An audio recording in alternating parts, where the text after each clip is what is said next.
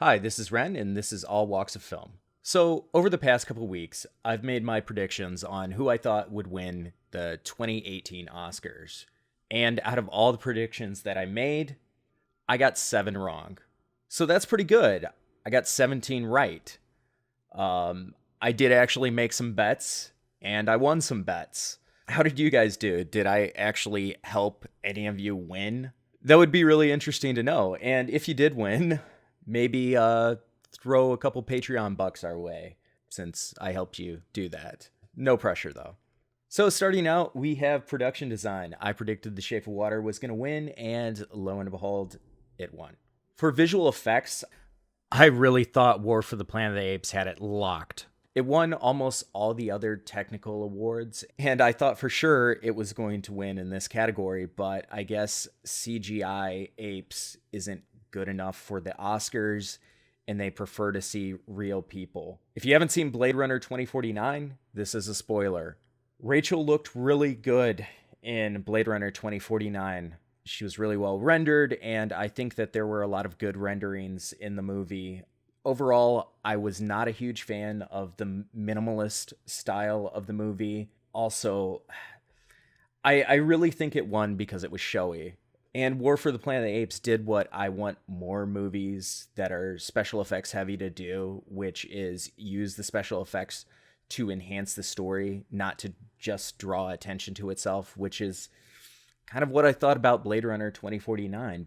So for the next category, we have film editing. I predicted Dunkirk was going to win, and it did. A lot of people thought it was going to go to Baby Driver. I even knew some people who thought that I, Tanya had a really strong chance, but it went to Dunkirk because more than its cinematography, Dunkirk really told its story through the edit. And after watching the clips over and over for my edit, I was able to pick up more on the actual editing of Dunkirk. For cinematography, it went to 14-time nominee, never win, Roger Deakins. Yeah, he was gonna win for Blade Runner 2049, even though I think it's one of his lesser works and also surprisingly showy. I don't really think of Roger Deakins as a showy cinematographer, mainly because he says so himself. So this was kind of a surprise to me, but I was pretty sure that he was going to win because it was the Oscars really like giving their veteran awards, especially for people who have been nominated for many, especially for people who have been nominated and never won like several times for years and years. For adapted screenplay, I predicted that Call Me by Your Name was going to win because James Ivory is one of the oldest people ever to be nominated, and he didn't win for Remains of the Day, Room with the View, or Howard's End. So, given that this might be his last time to write an Oscar nominated film, I don't want to sound bleak saying that. I was pretty sure that he was going to win, and it was nice to see. Even though I personally would have loved to see Logan win this category, I was pretty sure it was going to Call Me by Your Name. So for original screenplay, everybody thought it was going to be Three Billboards Outside Ebbing, Missouri, but I predicted that it was going to be Get Out, and I really couldn't see Jordan Peele leaving the Oscars empty-handed. It wasn't going to happen, but thinking about all the categories that Get Out was nominated for, I thought this category was a category that it was probably the most deserving for.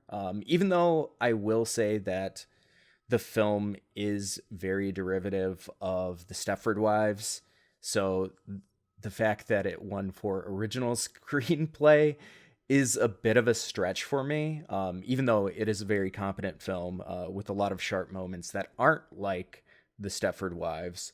That it's just my only issue of contention with it. I think it's an amazing film, and if you haven't seen it yet, get on that. So for sound mixing, I had Dunkirk. I know in this category I was a little unsure because I thought Baby Driver might sneak up, but I hedged my bets on Dunkirk. For sound editing, it was the same thing. I thought Dunkirk was going to take all the editing and sound nominations, and that's what happened. I was a little unsure just because I thought that they might split sound editing and sound mixing like they did last year, but you know, given the fact that Dunkirk was nominated for 8 categories, I was pretty sure it was going to win. For Best Original Song, I thought This Is Me was going to win. It certainly wasn't my favorite. I thought the fact that some people took this to be a queer anthem might allow it to win, but I was really happy that Remember Me won. Stand Up for Something was amazing, and Andra Day was amazing live. One of the best live performances of the night, even though I really liked the setup for Remember Me. And Mystery of Love, I mean, good God, Sufjan Stevens has an amazing, haunting voice. I'm not like a huge fan of Call Me By Your Name, but that song is the best part of that movie. And I really thought Visions of Gideon was a really good song. And I know some of you thought it was even better than Mystery of Love. For Best Original Score, my prediction was The Shape of Water, and I can happily say that I was correct. And I think Alexandre Desplat really deserved it. I really wish that War for the Planet of the Apes snuck in with a score nomination, just because I think that it's one of Michael Giacchino's better scores. He's amazing. Honestly, I think Up is his best score, but I really liked his work in War for the Planet of the Apes, and it would have been nice to see War for the Planet of the Apes get a little bit more love at the Oscars. Also, it was nice to see that Johnny Greenwood got nominated this time, because I thought his score for There Will Be Blood was really amazing. And the score for The Phantom Thread was really spectacular as well. So next up we have the shorts, and I was wrong about all of these, and I should have known that it was going to be more political than the other categories, but starting out we have Best Animated Short. I really wanted Garden Party to win. Garden Party is insane. It's incredibly photorealistic, and I was blown away by it. But Dear Basketball won because, well, it was the Kobe Bryant movie, and he just retired. I think it's insane, though, because he was accused of sexual assault, and I thought we didn't nominate those people anymore. But apparently they can still make shorts, and apparently if not a lot of people know about it, it doesn't rule them out of winning. And I know the debate's going to come up of artistic merit should take precedence over that and stuff, but Dear Basketball was also the least pleasurable to look at, in my opinion. It felt like the animation before you actually make the animation for something. So yeah, I was underwhelmed. I there's nothing more that I can say about it. Next up, we have live action short. Watu Wate is easily my favorite. It's one of my favorite films of 2017. And yeah, I was really bummed out that The Silent Child won, even though The Silent Child is a really good movie. It was my second pick for the win. It's just, Watu Wate is so amazing. If it pops up on YouTube, I'm going to put a link to it. Right now, you can watch it on Amazon or iTunes, but outside of that, yeah, not a lot of people saw any of the films in these categories, and I think that's why The Silent Child won. It is really good, and I think it stood a stronger chance of winning because it shared similar themes to the Best Picture winner this year. Next up, we have documentary short. I thought Edith and Eddie was going to win just because it pulls at your heartstrings. It's about old people, and given the fact that a lot of the voting demographic is of a certain age, and the fact that it won the most awards in other award shows, I just thought it had it locked, but it went to Heaven is a Traffic Jam on the 405. And honestly, I'm really happy about that. My personal favorite was Traffic Stop, but Heaven is a Traffic Jam on the 405 is a documentary that probably speaks to the largest group of people. It's also the sweetest out of the films. So when dealing with like really extreme, depressing subject matters, I understand that it went to that. And I guarantee there are many people who voted for it who didn't see it, that just liked the title and voted for it for that reason. Next up, we have Best Documentary Feature. My prediction was that it was going to go to Faces Places because you could have Agnes Varda on stage, you could have JR on stage, and that could have been a sweet, memorable moment at the Oscars, but it actually went to Icarus. If you're going to talk about documentaries that actually say something, Icarus definitely was the best of these. Faces Places was just kind of sweet, and I liked it for that. It's not particularly magnificent in any way, but Icarus certainly was fascinating and says a lot about an area that I didn't know a lot about, which is the drug testing for the Olympics. It gets mixed up with this whole Russian conspiracy thing. And given the fact that we blame Russia for a lot of things now, I think the political aspect caused it to win for a documentary feature. For Best Foreign Language Film, my prediction was A Fantastic Woman, and lo and behold, it went to A Fantastic Woman, and I think that is fantastic. It was great to see Daniela Vega on stage, and I think that's a really powerful film that if you take anything out of, I think it's an amazing, powerful film with a political message that I think can resonate with people unfamiliar with the subject matter.